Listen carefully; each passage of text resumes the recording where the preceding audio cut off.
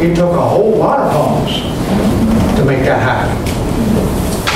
Making the decision one time, I forgive that individual, is not going to change things. In fact, my experience is that when I make that decision, then I'm bombarded even more with the feelings and attitudes of hatred. The enemy's coming now, and the enemy's challenging me because I'm doing what God called me to do, to forgive. And so I find myself again and again and again, day after day after day, sometimes in the earlier days, hour after hour after hour, having to make the decision again. I forgive him, I forgive him, I forgive him, I forgive him. And I don't remember when the waves of grace rushed over me that caused me to forget a name. I don't need to remember.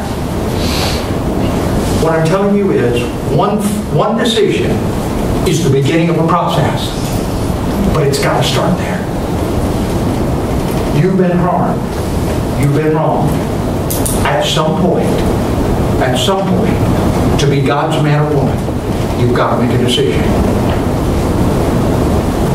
To not forgive is to let the anger and the bitterness eat at your insides. And eventually, it will destroy you. Let's look to Joseph now. Chapter 50. In chapter 50, the last chapter of the book of Genesis, Joseph's brothers come in, and they're remembering what they did to their brother. And Daddy's gone now. Daddy's died. And they're afraid, uh-oh, Joseph hasn't really forgiven us. He's just let it go until Daddy was gone, and now we're in big trouble. And so they made up this yarn and said, Daddy told us before he died to tell you. Well, that isn't true. None of that happened. Verse 18, his brothers came and threw themselves down before him. We're your slaves, they said. But Joseph said to them, don't be afraid. Am I in the place of God? You intended to harm me, but God intended it for good, to accomplish what is now being done, the saving of many lives. So don't be afraid. I'll provide for you and your children. And he reassured them and spoke kindly to them. He reassured them of his forgiveness. Joseph's practicing here what I think of now as the four phases of forgiveness. Phase one, he faced the specific wrong. I am not calling you to minimize the harm that was done to you. I am not calling you to make like it wasn't painful. I'm not calling you to suggest that it wasn't that big a deal. It was a huge deal, or it wouldn't be fixed in your mind right now as I talk about forgiveness. And there's something about facing the specific wrong. Here's how Joseph did that. You meant it for evil. Man, I'd love to have seen that, wouldn't you? Wouldn't you have loved to have been there when his brothers were going, oh man, it's just like we thought. He's going to nail us down. Uh-oh, we are in big trouble. I think Joseph did it for himself, not for them. He somehow knew the importance of facing the specific wrong.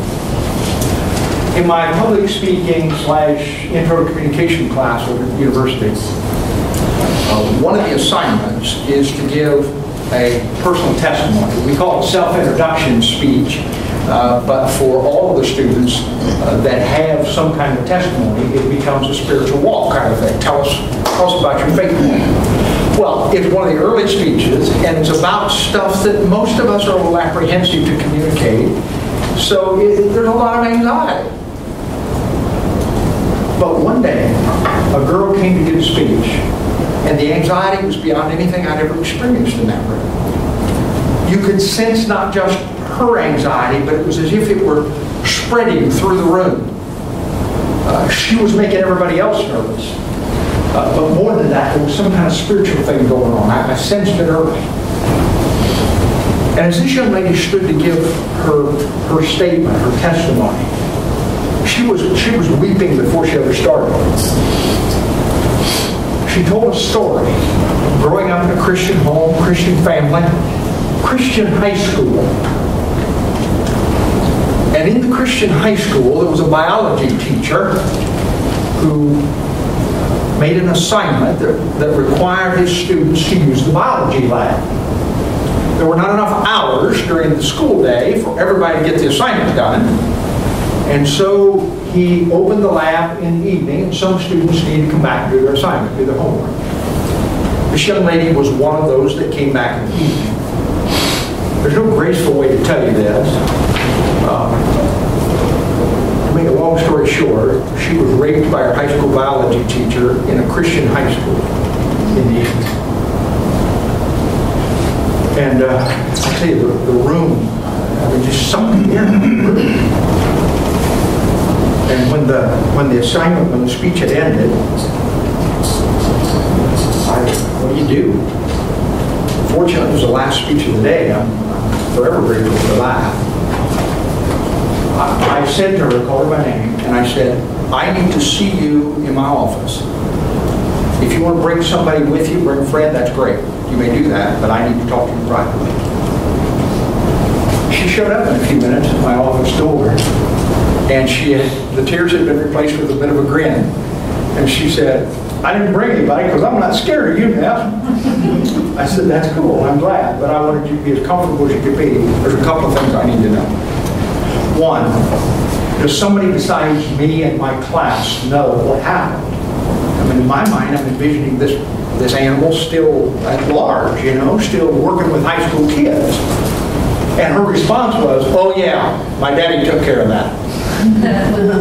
And I said, okay. I don't really need to know any more about that. Could become an accessory, I suspect. I got 2 girls and some guns. I don't really need anyway. And I said, my second question is this. Are you okay? That was a tough but heroic thing you did. Are you okay? And she said, you know, I've been thinking about it the last 5 minutes. She said, I think I'm more okay than I've been since it happened. She said, I can't explain this, but I never told anybody else about my family. And she said, I think it was good for me to talk to the people in my class. That's what she was saying.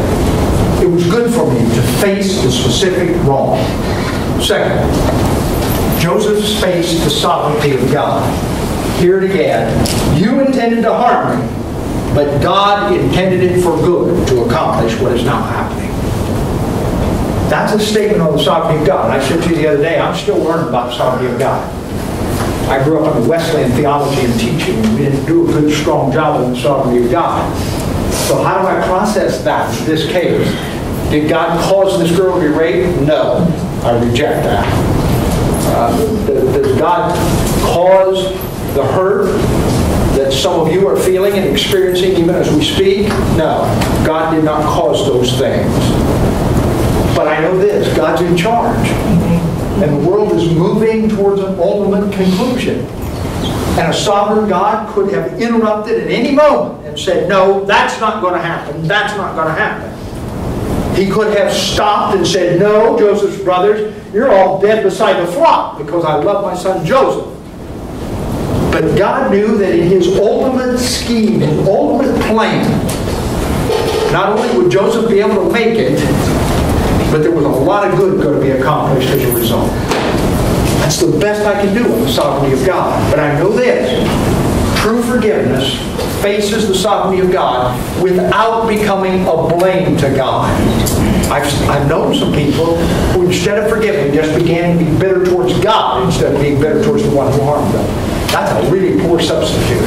That won't work long term, especially eternally. Third, face the satisfying future. Joseph says in this passage, I will provide for you and your children. There's a famine going on. Check it. That's in 45. At this point, the famine's over. But Joseph is saying, in true tribal mentality, I'm going to take care of everybody in the tribe. I'm going to take care of my brothers. I'm going to take care of my brother's kids. That's my responsibility. I'm the one brother that made it. You don't have to worry. I think it's fun to take care of my nieces and nephews. This is going to be, we're all okay here.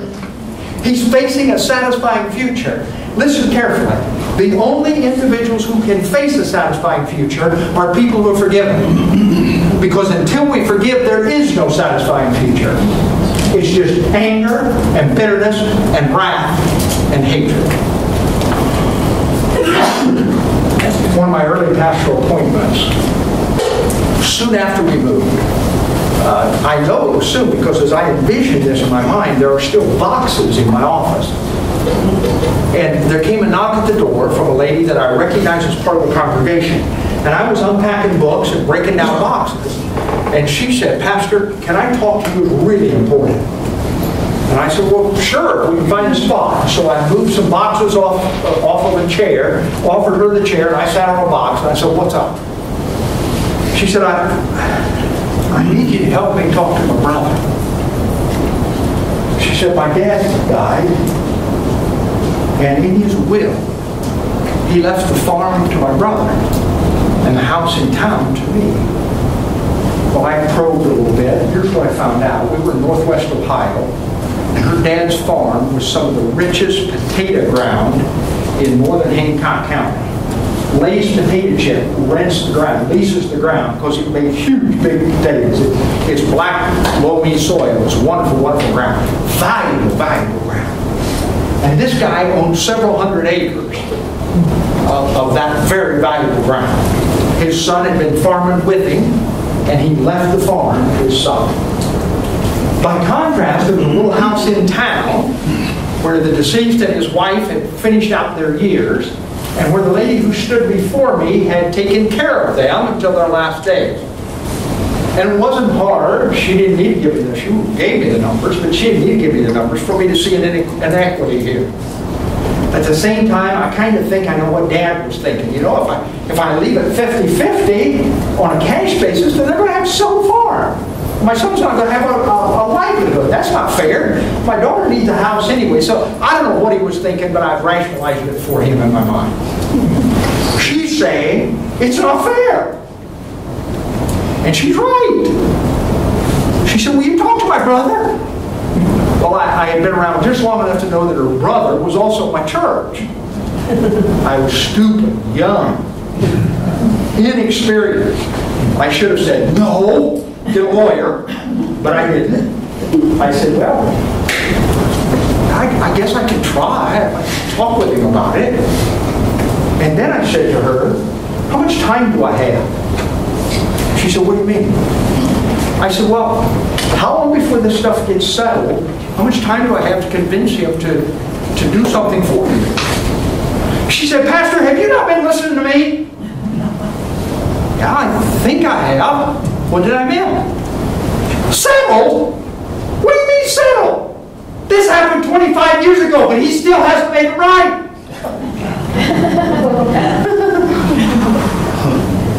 For 25 years, she carried around the hurt and the anger and the bitterness because she was wrong. Wrong that her brother was wrong.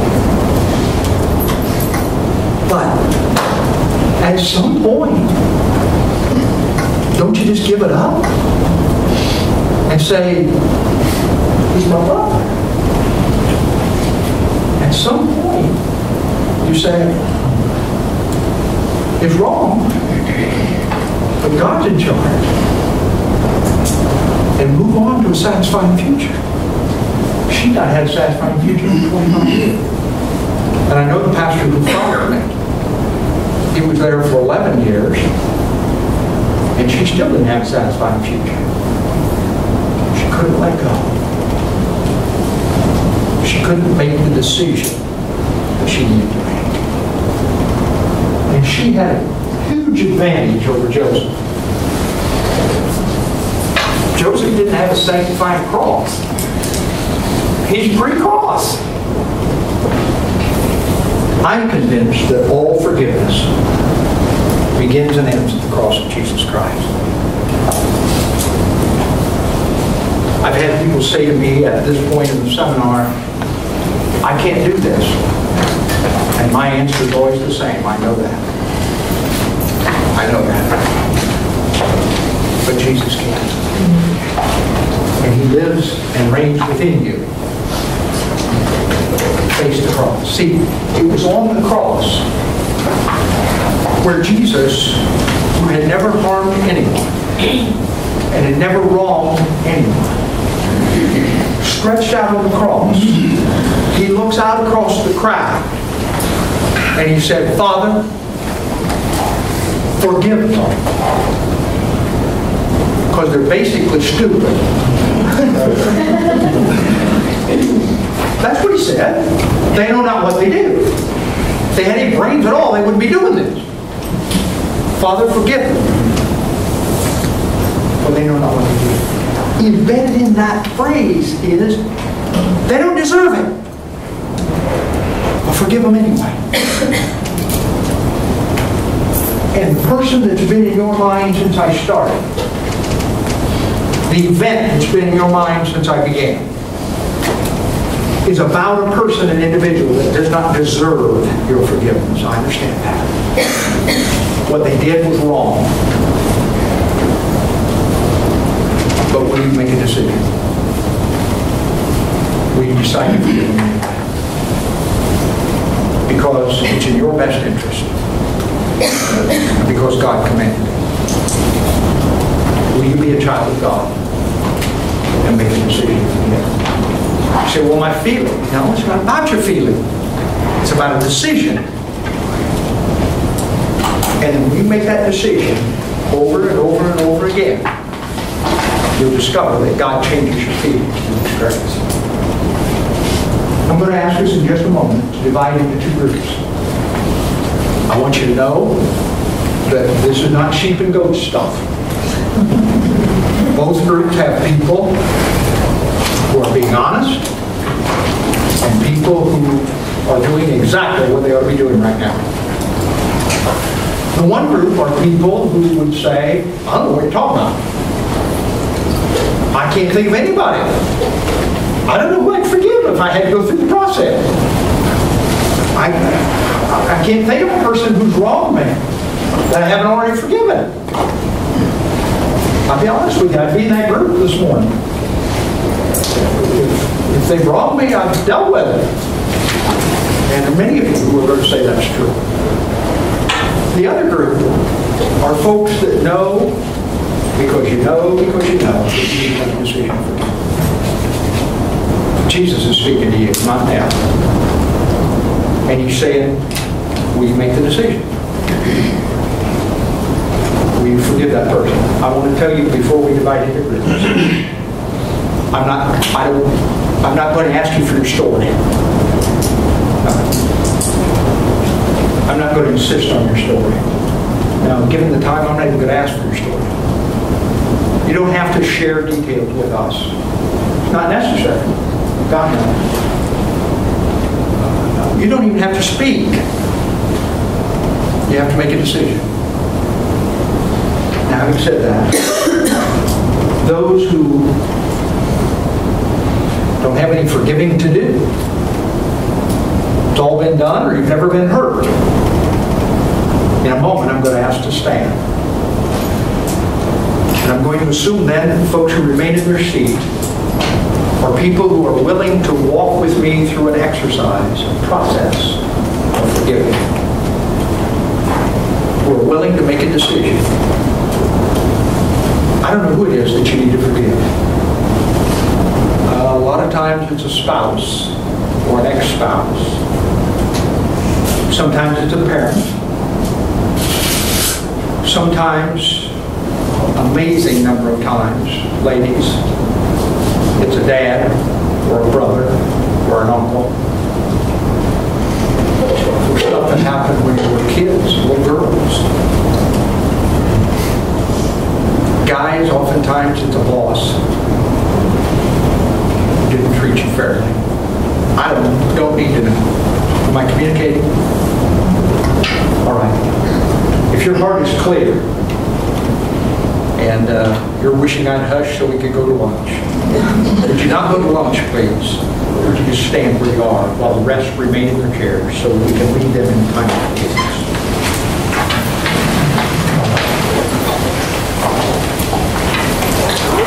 Now, those who have remained in their seats are going to do some heavy-duty spiritual lifting And those of you who are standing are their helpers, please.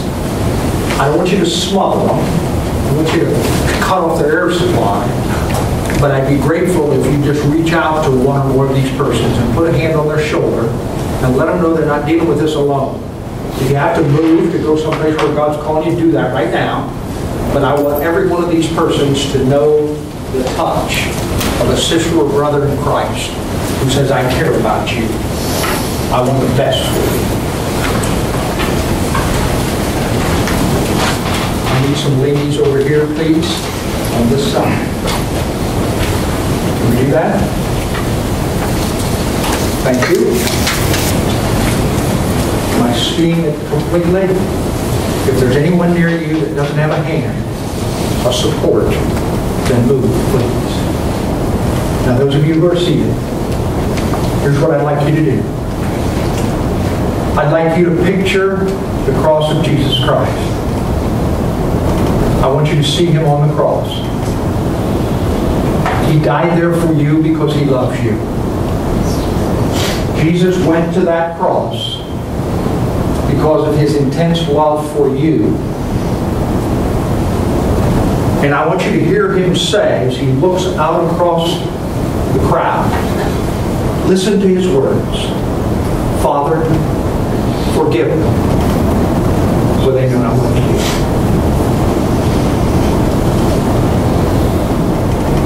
Now I'd like for you to shift your point of view. Come around with me behind the cross. And up at cross level. That is, you get behind Jesus, where He's dying for you. You get behind Him right now. And you look out at that crowd. Do you see over there Mary, His mother, and John is with her. He's got a hand on her shoulder like there's a hand on your shoulder. He's agreeing to be her son in this moment. And I want you to look over to the other side. I want you to see the people who are laughing and jeering, like those who would laugh at us if they could see us in this moment, making fun of us because of our spiritual stand.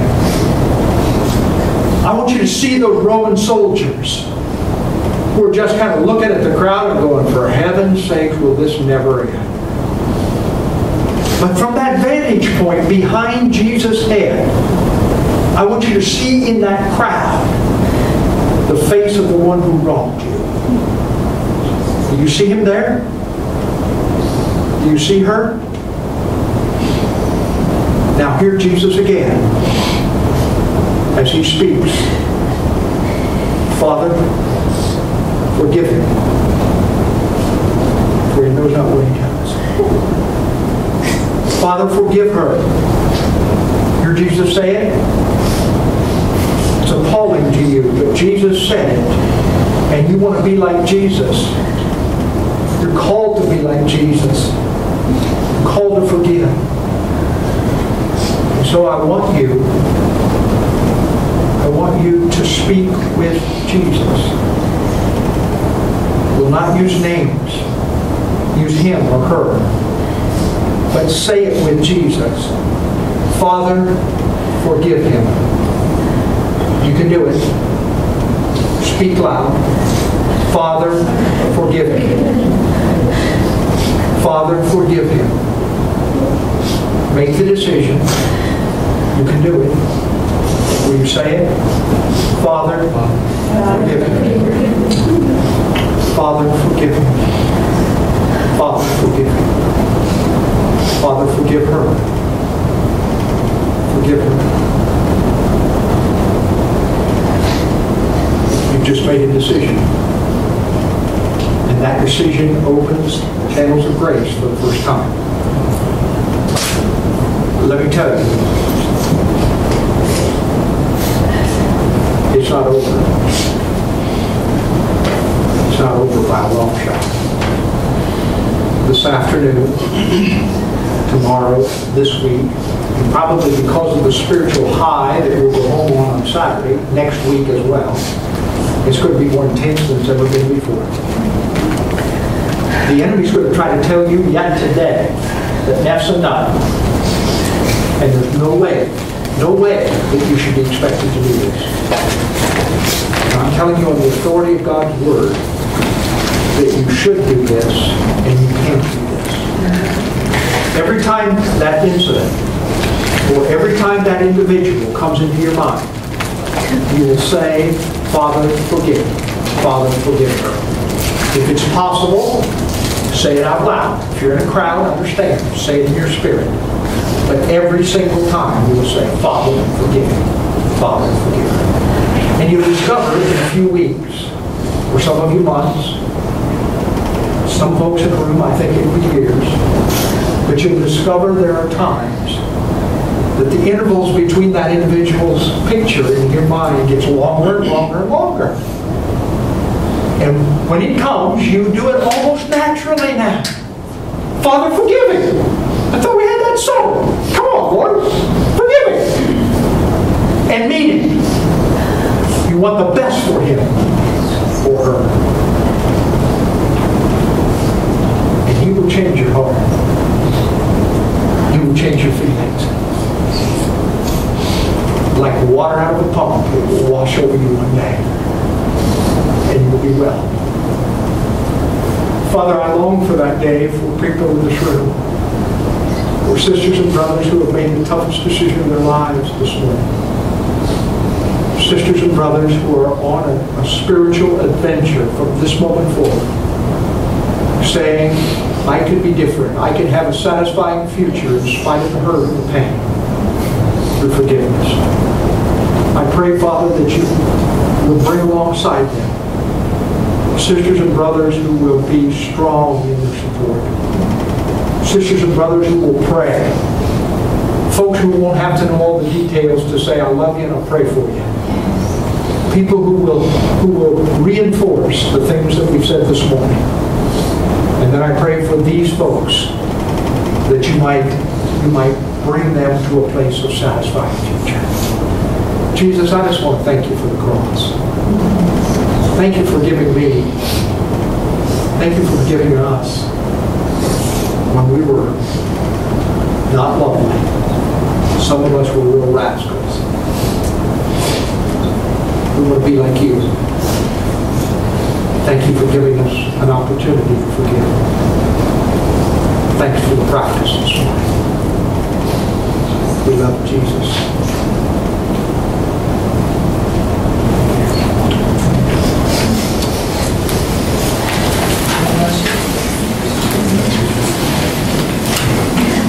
I think in light of the hour, I'll just say that we're done. If you need to pray with somebody here in the room, do that.